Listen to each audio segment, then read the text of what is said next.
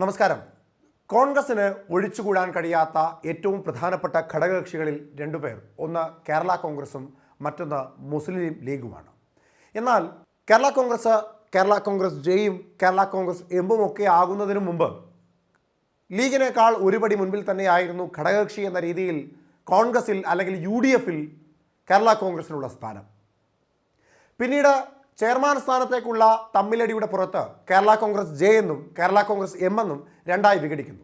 Kerala Congress M ഇടതുപക്ഷത്തിന് അനുഭാവം പ്രകടിപ്പിച്ച് ഇടതുപക്ഷത്തിനോടൊപ്പം പോകുന്നു. കേരള കോൺഗ്രസ് ജോസഫ് വിഭാഗം കോൺഗ്രസിനോടൊപ്പം നിൽക്കുകയും ചെയ്യുന്നു. 2024 ലോക്സഭാ തെരഞ്ഞെടുപ്പിൽ കേരള കോൺഗ്രസ് ജെയും എമ്മും കോട്ടയത്ത് പരസ്പരം ഏറ്റുമുട്ടുകയും ചെയ്യുന്നു. എന്നാൽ നിലവിലത്തെ പ്രശ്നം അതൊന്നുമല്ല. നിലവിൽ രാജ്യസഭാ സീറ്റുമായി ബന്ധപ്പെട്ട തർക്കമാണ് നിലനിൽക്കുന്നത്. LDFന് മത്സരിച്ച് വിജയിക്കുവാൻ കഴിയുന്ന ആകെയുള്ള സീറ്റുകളുടെ എണ്ണം 2ആണ്. അതിൽ ഒന്നിൽ CPMന്റെ സ്ഥാനാർത്ഥി മത്സരിക്കും. മറ്റൊരു സീറ്റിൽ കാലങ്ങളായി മത്സരിച്ചു കൊണ്ടിരുന്നത് CPI ആണ്. എന്നാൽ CPIയുടെ ബിനോയ് വിശ്വം അധികാരത്തിലിരുന്ന ആ സീറ്റിൽ കേരള കോൺഗ്രസിനെ പരിഗണിക്കണമെന്ന ആവശ്യം ഇപ്പോൾ LDFനുള്ളിൽ വലിയ ഭിന്ന അഭിപ്രായങ്ങൾ ഉണ്ടാക്കിയിരിക്കുകയാണ്. സ്വാഭാവികമായും LDFന്റെ ഏറ്റവും കരുത്താർന്ന LDFന്റെ ഏറ്റവും പ്രധാനപ്പെട്ട ഘടകകക്ഷിയായ CPIയെ മാറ്റി നിർത്തിക്കൊണ്ട് മറ്റാരെങ്കിലും ആ സീറ്റിലേക്ക് പരിഗണിക്കുക എന്ന് പറഞ്ഞാൽ അത് ഇടതുപക്ഷത്തെ സംബന്ധിച്ച് വലിയ ക്ഷീണവും നാണക്കേടുമായി മാറും. അങ്ങനെ വരുമ്പോൾ നിലവിലത്തെ സാഹചര്യത്തിൽ കോട്ടയം അടക്കമുള്ള പല മലയോര പ്രദേശങ്ങളിലും കൃത്യമായ വേരുള്ള മാണി എന്ന കേരള കോൺഗ്രസിൻ്റെ ഏറ്റവും പ്രധാനപ്പെട്ട നേതാവിനെ ആദരിക്കുകയും സ്നേഹിക്കുകയും ചെയ്യുന്ന ഒരു വലിയ വിഭാഗം ജനത്തിൻ്റെ വോട്ടോടുകൂടി കരുത്ത് കാട്ടി നിൽക്കുന്ന കേരള കോൺഗ്രസ് മാണി വിഭാഗത്തിന് സീറ്റ് നിഷേധിക്കപ്പെടുക തന്നെ ചെയ്യും. സ്വാഭാവികമായും കേരള കോൺഗ്രസ് മാണി വിഭാഗവും CPIയും തമ്മിൽ ഒരു അപ്രഖ്യാപിത പോരാട്ടം പാർട്ടിക്കുള്ളിൽ കാര്യമായി തന്നെ നടക്കുന്നുണ്ട് എന്നുള്ളത് ശരി തന്നെയാണ്. എന്നാൽ ഈ അവസരത്തെ കൃത്യമായി കോൺഗ്രസ് മുതലെടുക്കുന്നുണ്ടോ എന്നുള്ളത് മറ്റൊരു പ്രധാനപ്പെട്ട ചോദ്യമാണ്. ഏറ്റവും ഒടുവിൽ കോൺഗ്രസിൻ്റെ മുഖപത്രമായ വീക്ഷണത്തിൽ കേരള കോൺഗ്രസ് മാണി വിഭാഗത്തെ കോൺഗ്രസിലേക്ക് തിരികെ ക്ഷണിച്ചുകൊണ്ട് ഒരു ലേഖനമുണ്ടായിരുന്നു. ഇത് കാര്യമായ രീതിയിൽ രാഷ്ട്രീയ പോർക്കളത്തിൽ ചർച്ചയായി മാറിയിട്ടുമുണ്ട്. കോട്ടയത്ത് മുഖാമുഖം മത്സരിച്ചു കൊണ്ടിരിക്കുന്ന കേരള കോൺഗ്രസ് ജോസഫ് വിഭാഗവും മാണി വിഭാഗവും തെരഞ്ഞെടുപ്പിൻ്റെ ഫലം വരുന്നതിന് മുമ്പേ ശത്രുക്കളായി മത്സരിച്ചവർ ഒരേ പാളയത്തിലേക്ക് മാറുന്നു എന്ന സവിശേഷത രാഷ്ട്രീയ കേരളത്തിൽ ഉണ്ടാകുവാൻ പോകുന്നു എന്ന തരത്തിലേക്ക് ആരോപണങ്ങളും പ്രത്യാരോപണങ്ങളും ഒക്കെ ഉയരുകയും ചെയ്തു. പ്രതിപക്ഷ നേതാവ് VD സതീശൻ ഇന്ന് മാധ്യമങ്ങൾക്ക് മുമ്പിൽ ഒരു തുറന്നു പറച്ചിൽ നടത്തി. അദ്ദേഹത്തിൻ്റെ വർത്തമാനങ്ങളിൽ എല്ലാം വളരെ കൃത്യമാണ്. കേരള കോൺഗ്രസ് മാണി വിഭാഗം പാർട്ടി വിട്ടു പോയവരാണ്. പാർട്ടിയുടെ രീതികളിൽ നിന്ന് ഭിന്നാഭിപ്രായം പ്രകടിപ്പിച്ച് പാർട്ടി വിട്ടുപോയവർ. അവർ പാർട്ടിയിലേക്ക് തിരിച്ചു വരാൻ ആഗ്രഹിക്കുന്നുവെങ്കിൽ അല്ലെങ്കിൽ അവരെ പാർട്ടിയിലേക്ക് തിരിച്ചെടുക്കണമെങ്കിൽ അത് തീരുമാനിക്കേണ്ടത് പ്രതിപക്ഷ നേതാവ് VD സതീശൻ മാത്രമല്ല. അതിൽ ഇനി തീരുമാനമെടുക്കേണ്ടത് കോൺഗ്രസ് ആണ്. അത് കഴിഞ്ഞ് UDFുമായി ചർച്ച നടത്തും. UDFിലെ തങ്ങളോടൊപ്പം ഉറച്ചു നിന്ന മറ്റെല്ലാ ഘടകകക്ഷികളും അതിനോട് യോജിക്കുന്നുണ്ട് എങ്കിൽ മാത്രം കേരള കോൺഗ്രസ് മാണി വിഭാഗത്തിലെ ജോസ് കെ മാണി അടക്കമുള്ള നേതാക്കന്മാരെയും പ്രവർത്തകരെയും തിരിച്ച് UDFിലേക്ക് കൊണ്ടുവരും എന്ന് അദ്ദേഹം പറയുന്നു. പക്ഷേ തീരുമാനം അത് പ്രധാനപ്പെട്ടത് തന്നെയാണ്. കേരള കോൺഗ്രസ് ജോസഫ് വിഭാഗമുള്ള UDF, സജീവ ഞെക്കടമ്പിലടക്കമുള്ളവർ പാർട്ടി വിട്ടു പോയതിൽ ഏറ്റവും പ്രധാനപ്പെട്ട പങ്കുവഹിച്ചത് പാർട്ടിക്കുള്ളിലെ വിള്ളലാണ് എന്ന് ഇപ്പോഴും ഉള്ളിൻ്റെ ഉള്ളിൽ ചിന്തിക്കുന്ന കേരള കോൺഗ്രസ് ജോസഫ് വിഭാഗം. അവരുള്ള UDFിലേക്ക് ഇനി തിരികെ കേരള കോൺഗ്രസ് മാണി വിഭാഗത്തെ സ്വീകരിക്കാമെന്ന നിലപാട് കോൺഗ്രസ് എടുത്താൽ സ്വാഭാവികമായും UDFിനുള്ളിൽ കഴിഞ്ഞുപോയതിനേക്കാൾ വലിയ ഒരു പടലപ്പിണക്കവും പിളർപ്പും ഉണ്ടാകുവാനുള്ള സാധ്യതകൾ ഏറെയാണ്.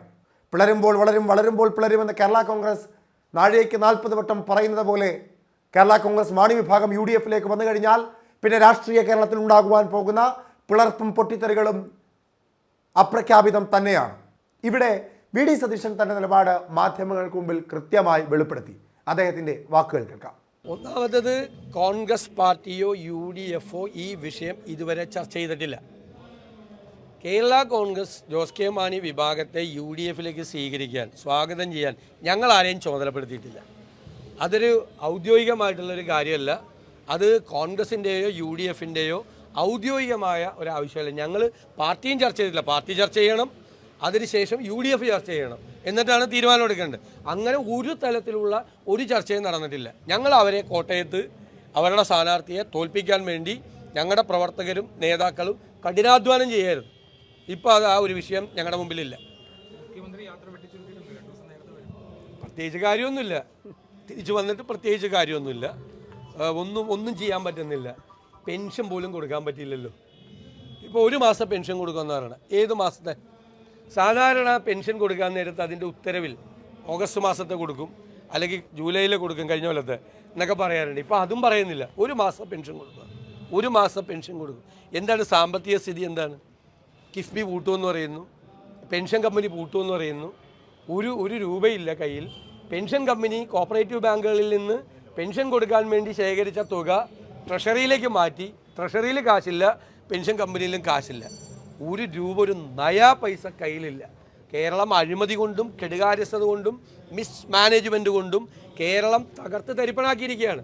ഒരു വെൽഫെയർ ആക്ടിവിറ്റിയും കേരളത്തിൽ നടക്കുന്നില്ല. ഒരു വെൽഫെയർ ആക്ടിവിറ്റി, എല്ലാ ക്ഷേമ പ്രവർത്തനങ്ങളും വികസന പ്രവർത്തനങ്ങളും സ്തംഭിപ്പിക്കപ്പെട്ടു. മുഖ്യമന്ത്രി വന്ന് വെറുതെ ആ കസേരയിലിരുന്ന് മുകളിലേക്ക് നോക്കിയിരിക്കാന്നല്ലാതെ വേറൊന്നുമില്ല.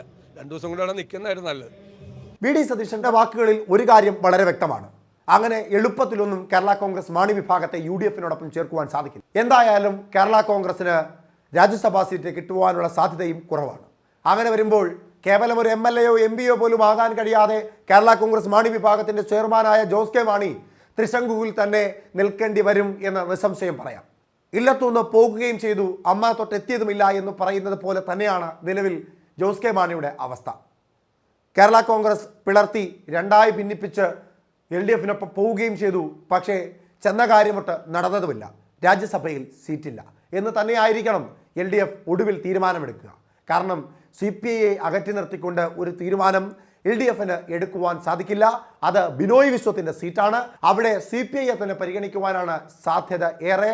അങ്ങനെ വന്നാൽ പിന്നെ ജോസ് കെ മാണി എന്ത് ചെയ്യും എന്നത് ഒരു ചോദ്യം തന്നെയായി അവശേഷിക്കും.